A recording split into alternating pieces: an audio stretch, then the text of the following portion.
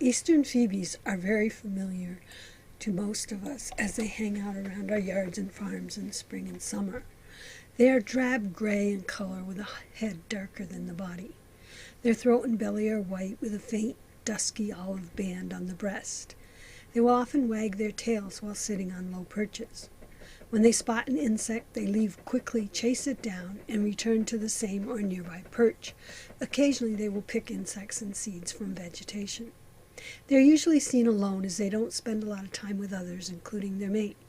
They can roost together at first, but she often chases the male away once egg-laying begins. Their diet consists of flying insects like wasps, beetles, dragonflies, butterflies and moths, flies, midges, and cicadas. They also eat spiders, ticks, and millipedes, as well as occasionally small fruits and seeds.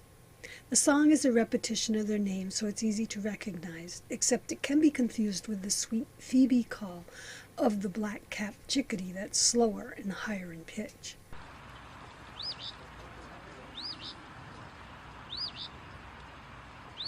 Males sing their song for most of the spring, starting as early as the end of March and through the summer to defend their territory from other phoebes.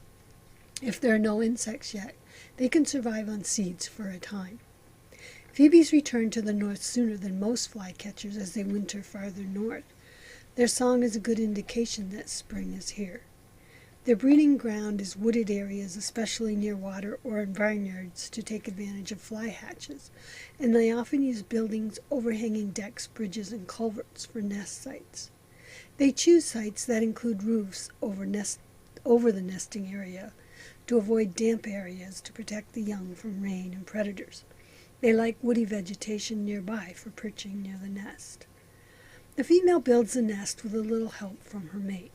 She uses mud, moss, grass, animal hair, and leaves to form the nest. The nest can be adhered to a vertical wall, but is usually on a firm foundation.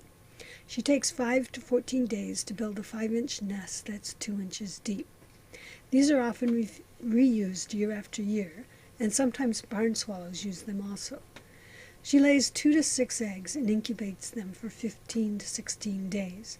The young remain in the nest for 16 to 20 days.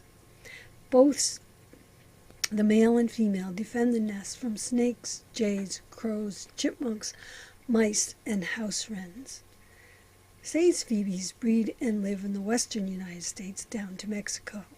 Occasionally they may find their way to the northeastern migration, as the one I photographed did. They look similar to eastern phoebes, but they have a cinnamon-colored breast.